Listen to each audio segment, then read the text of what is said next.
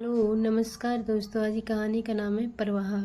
अरे वाह बेटो, सच तू बड़ी भाग्यशाली है। तेरा पति तेरी कितनी परवाह करता है। अभी तू बुआ बनी भी नहीं कि तुम्हें मायके भेज दिया। बड़ी खुशकिस्मत होती हैं वो पत्नियां जिनके पति उनकी सुनते हैं। ना नज़र ना लगे तुम दोनों की जोड़ी को। भाभी अपनी नंद दिव्या की नज़र उतारते हुए बोली, जिसने अभी अभी घर में प्रवेश किया था। भाभी की बात सुनकर दिव्या मुस्कुरा कर रह गई, लेकिन मुस्कुराहट भी यही सी जिसमें खुशी कम और दर्द ज़्यादा था। ये देखकर दिव्या की मम्मी बोली, बहू वो थक हारी आई है, थोड़ा आराम करने दे, बाद में आराम से बात कर लेना। ऐसे भी तुम्हें हॉस्पिटल चलना है ना। अपनी सास की बात सुनकर भाभी दिव्या को मम्मी कमरे में ही आराम के लिए छोड़ आई और साथ ही वो ये भी बोल आई कि अगर किसी की चीज़ की ज़रूरत हो तो मुझे बुला लेना। मैं बस थोड़ी देर में अस्पताल से आई। भाभी के कमरे से बाहर जाते ही दिव्या की आंखों में से अब तक छुपाए हुए आंसू बाहर आ गए। रोना तो वो जोर जोर से चाहती थी, लेकिन भाभी को पता ना चले इसलिए चुप थी।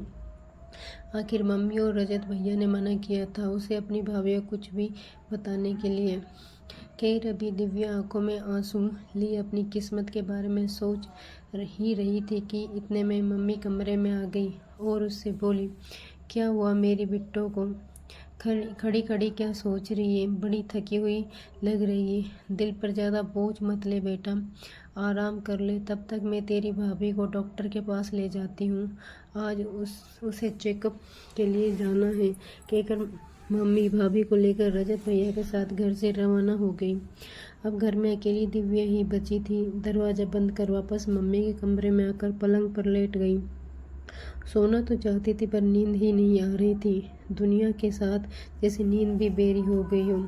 लेटे ही अचानक भाभी की बातें दिमाग में घूमने लगी। खुशकिस्मत पत्नी, प्यार करने वाला पति, परवाह करने वाला पति, कितनी बड़ी गलतफहमी है। भाभी को ही क्या, जितने भी उसके जान पहचान वाले हैं सभी को लोगों का क्या दोष है। शुरू में जब वो रमित से शादी होकर अपने ससुराल गई थी तो उसे भी यही गलतफहमी थी। अपने आप को वो दुनिया की सबसे खुशकिस्मत लड़की मानती थी।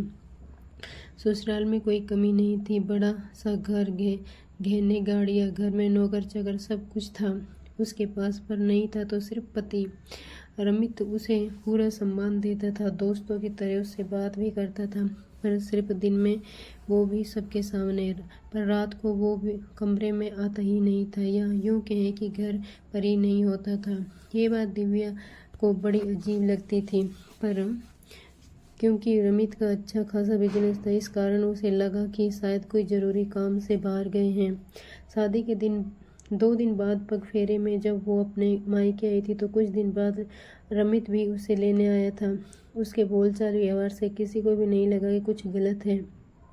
उल्टा वो तो सभी के संग हंसी मजाक कर रहा था। वो सब कुछ नॉर्मल ही लग रहा था। जो भी रमित से मिल रहा था वो तो दिव्या की किस्मत पर वाकई गर्व कर रहा था कि रमित से शादी कर दिव्या की किस्मत खुल गई।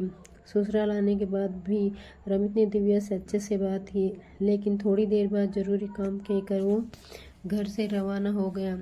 और फिर वही हुआ जो शुरुआत में 2 दिन में हुआ था। वो रात को घर ही नहीं आया। पर इस बार दिव्या ने अपनी सास मालती जी से पूछा कि मालती जी ने कहा, अरे बेटा अब इतना बड़ा व्यवसाय है और उसे संभालेंगे एक अकेला रमित है। कई बार बाहर के क्लाइंट के साथ अर्जेंट मीटिंग हो जाती है तो उसे अपना पूरा समय देना पड़ता है। इस कारण कई बार उसे ऑफिस में ही स्टे करना पड़ जाता है। लेकिन ये तो रोज़ की ही बात होने लगी थी। 4-5 दिन निकल जाने के बाद उसने रमित से पूछा तो सब कपा गया और उसने कोई जवाब नहीं दिया, बल्कि वो तो उठकर जरूरी काम का बहाना कर बाहर निकल गया। उसकी हड़बड़ाहट देखकर दिव्या को शक होने लगा कि कुछ न कुछ तो गड़बड़ है, पर पूछे किससे? मालती जी कुछ कह नहीं रही है। रमित भी का काम बहाना कर रहा है। घर में और कोई है नहीं, सिर्फ नौकर चाकर के अलावा। दूसरे दिन भी उसने रमित से सवाल किया तो वो फिर से हड़बड़ा कर घर से निकल गए और फिर वो लौट कर नहीं आया। लेकिन 2-4 दिन ऐसा ही चलता रहा तो अब की बार रमित दूसरे दिन घर पर ही नहीं आया। ये देखकर मालती जी ने उसे फ़ोन लगाया तो रमित ने कहा, क्या करूं, क्या घर पर आऊं मैं? आपकी बहू तो हमेशा एक ही सवाल करती है, आपको सब पता तो है। हालांकि रमित गुस्सा मालती जी पर था, उसने बहू का नाम ले दिया। इस कारण मालती जी गुस्सा हो गई। उन्हें लगा कि दिव्या ने रमित से झगड़ा कर लिया, इसलिए वो सीधे दिव्या के पास पहुंच गई। बहू, ऐसा क्या कहा तुमने रमित से कि वह घर पर ही नहीं आ रहा है? उसकी बात सुनकर दिव्या हैरान रह गई।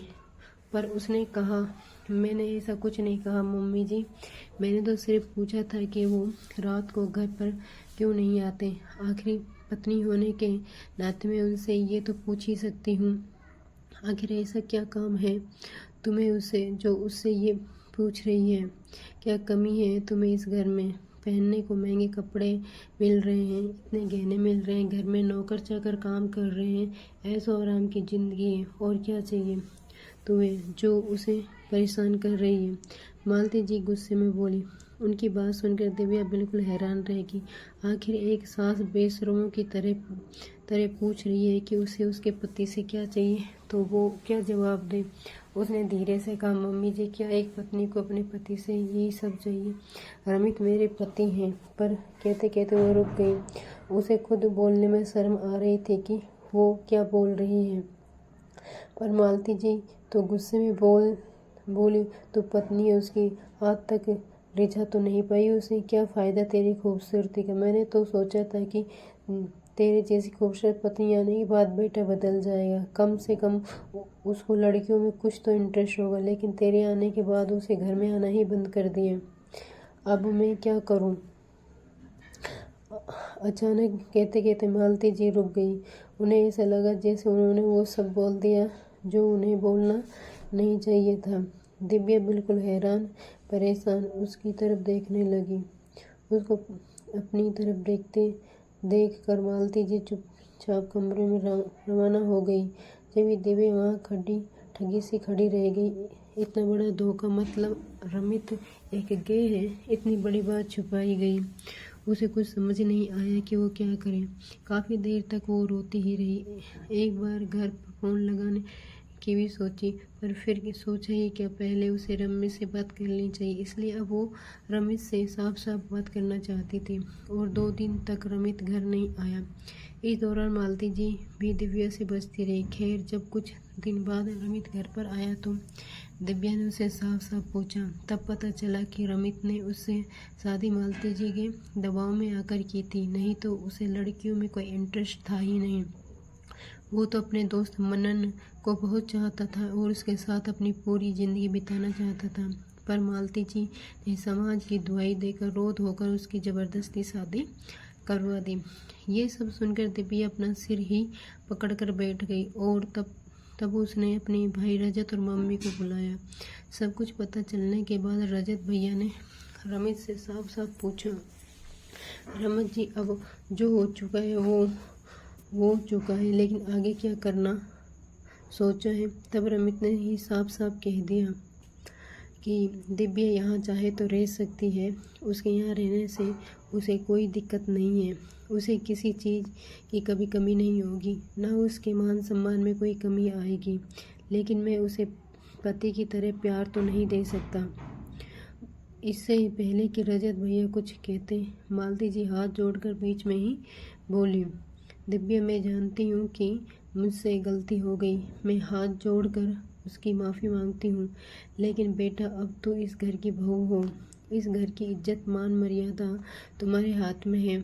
तुम चाहो तो मैं सब कुछ तुम्हारे नाम कर दूंगी, पर तुम जाना मत। ये सुनकर दिव्या गुस्सा हो गई। अपनी बदनामी ना हो इस कारण आपने मेरी ज़िंदगी बर्बाद कर दी। मुझे कोई बात नहीं करनी आपसे, इस फसाद की जड़ आप ही हो। तभी रजत भैया ने कहा, अब जो भी निर्णय लेना है दिव्या को लेना है, हम उसके हर निर्णय में उसके साथ हैं। रही बात यहाँ रुकने की, तो अभी फ़िलहाल हम इसे मायके लेकर जा रहे हैं ताकि ये शांतिपूर्वक अपना निर्णय ले सके। कहकर रजत भैया और मम्मी उसे घर लेकर आ गए। पर रास्ते में उसे ज़रूर समझाया कि तुम्हारी भाभी से कुछ मत कहना, वो पूरे महीने से है और तुम्हें भी उसकी तुम उसकी लाडली हो। ये सब सुनकर वे परेशान हो जाएगी। फिर भी निर्णय लेना है वो बाद में ले लेंगे। सच, वक्त कैसे बदलता है वो आज दिव्या ने देख ही लिया। कहाँ तो 1 महीने पहले अपनी शादी को लेकर बड़ा इतना खुश थी, पर कहाँ वो आज इस शादी को लेकर परेशान हो चुकी और अब निर्णय लेने की बात हो रही थी। जो हिम्मत अभी की, अगर वो हिम्मत रमित ने पहले कर लेता तो उसकी ज़िंदगी बर्बाद नहीं होती। खैर, तभी फ़ोन की घंटी बजी तो उसने देखा मम्मी का फ़ोन आया था। उन्होंने ये बताने के लिए फ़ोन किया कि भाभी को डॉक्टर ने एडमिट कर लिया है और अब जल्द ही वो बुआ बनने वाली है। आगे थोड़ी देर बाद मम्मी का फिर फ़ोन आया और उन्होंने बताया कि भाभी ने बेटी को जन्म दिया है। ये सुनकर जहाँ वो भाभी के लिए खुश थी, लेकिन जब अपनी भतीजी को उसने गोद में लिया तो उसे देखकर मन ही मन उसने निर्णय भी ले लिया। आखिर कुछ दिनों बाद उसने अपना निर्णय अपनी मम्मी और भैया को बता दिया। वो रमित के साथ नहीं रह सकती। आखिर खुश रहने का हक उसे भी है, माँ बनने का हक उसे भी है, और ये खुशी उसे सोने के पिंजरे में तो नहीं मिल सकती थी। उसके निर्णय का उसके मायके वालों ने पूरा सम्मान किया, यहाँ तक कि रमित ने भी, क्योंकि उसकी मम्मी की जिद में दिव्या की कोई गलती नहीं थी। बिना कोर्ट कचहरी के दोनों की सहमति से तलाक भी हो गया। तलाक के एवज में दिव्या ने कोई पैसा नहीं लिया, बस जो उसके मायके वालों ने सामान दिया था वही वापस लेकर आई थी। हालांकि रमित की सच्चाई समाज के सामने आने पर उसकी काफ़ी बदनामी हुई। कुछ दिनों बाद दिव्या ने अपने कैरियर की शुरुआत की और उसके बाद दिव्या के भाई ने एक अच्छा सा लड़का देखकर उसका पुनः विवाह करवा दिया। अगर दोस्तों कहानी पसंद आई हो तो लाइक शेयर सब्सक्राइब ज़रूर करें।